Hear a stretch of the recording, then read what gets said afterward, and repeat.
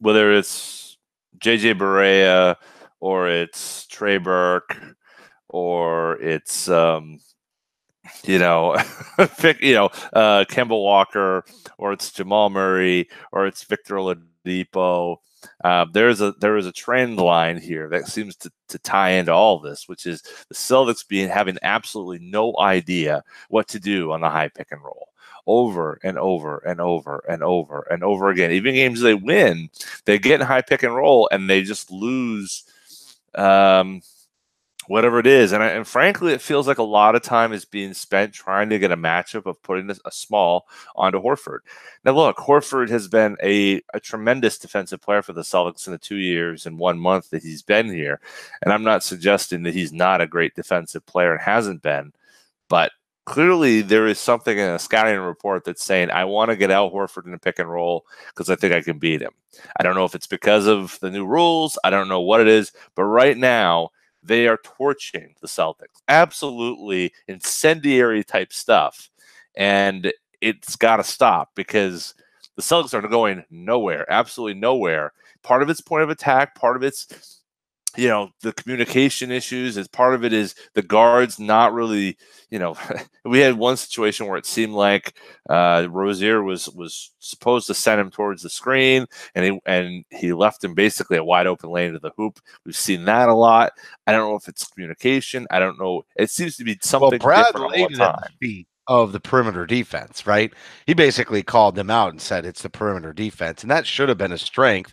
You look at Horford getting the game off in Atlanta, so you kind of want to just say, well, they're getting beat inside because of the interior defense, and Horford's tired. But I won't say that their defense was incredible against Atlanta, but the offense was so much better.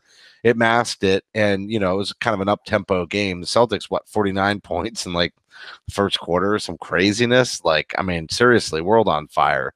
And we need to see that more from them offensively so that maybe the defense gets a chance to kind of breathe a little bit and lock in. It's almost like maybe they're so in their own heads about the defense with no room to breathe because the offense isn't there. It's killing them. But either way, that's something that we've got to see significant improvement on is that perimeter defense. And Brad basically said they're the problem, even though to your point about Horford, it looks like Horford's the problem. And I know you said not last week, maybe the week before, that you thought Horford was getting kind of tired out. He definitely has been a liability, even against the game, in the game against Dallas. How many shots that I would normally have been timely shots if he hit them did he miss? Baseline jumpers, 3-pointers, really shots that we've seen him make in the past. I don't know if this is related to the foot injury or if the foot injury was an excuse to give him a night off and see what the team would do. I'm not sure, but really not knocking down some shots that he probably should have and normally would have. He's still shooting at 54% true shooting percentage. He still has a good percentage number, but personally, it feels like he's missing everything. He's 46, from twos, almost 47 from twos, 32% from three. That's for the type of shots. But what was he in the Dallas game? You got to pull that up. Pull that up. Find the Dallas game and take a look at that, because I feel like there was a stretch of time, and basically for 3 quarters, the Celtics stayed even with Dallas.